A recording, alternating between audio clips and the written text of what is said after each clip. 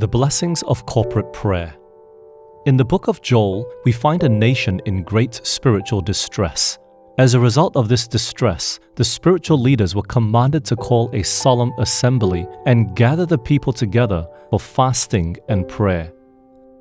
Let the priests, the ministers of the Lord, weep between the porch and the altar, and let them say, "Spare thy people, O Lord, and give not thine heritage to reproach, that the heathen should rule over them."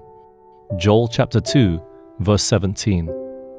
What would be the result of this time of corporate fasting, supplication, and intercession? The prophet Joel continues, "Then will the Lord be jealous for his land, and pity his people. Yea, the Lord will answer and say unto his people, Behold, I will send you corn and wine and oil, and ye shall be satisfied therewith. And I will no more make you a reproach among the heathen.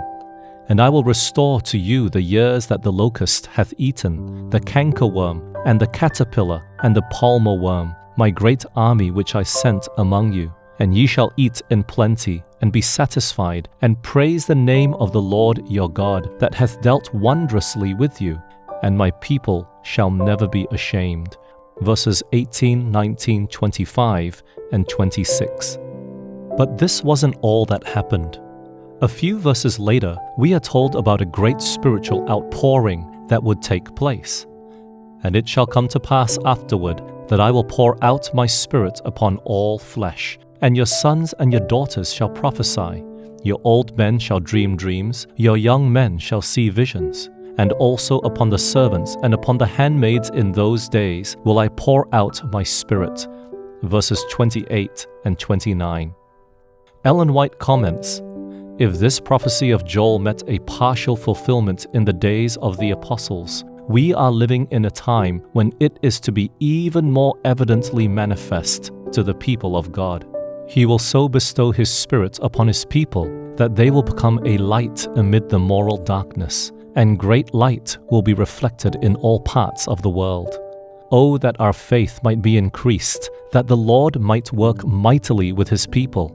Pastor Mark Finley tells how amazed he and his wife were a few years ago when they attended the Shenyang Church in China, located just north of North Korea.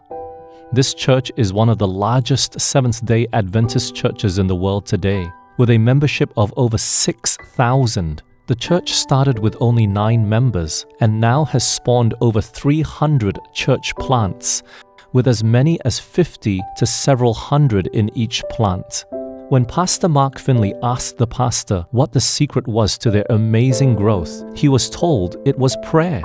"We meet each morning from 4:30 a.m. to 6 a.m. to pray, and 150 or so of our people come every day. These seasons of prayer unleash God's power for growth and revival." Then Mark asked, "Why at 4:30, so early?" The pastor said it was because the people are busy professionals who need to go to work, mothers with children to take care of, and also busy students who must go to school. So they come to pray before they started the responsibilities of the day. J. Edwin Orr, historian on worldwide revivals, once wrote, "No great spiritual awakening has begun anywhere in the world apart from united prayer.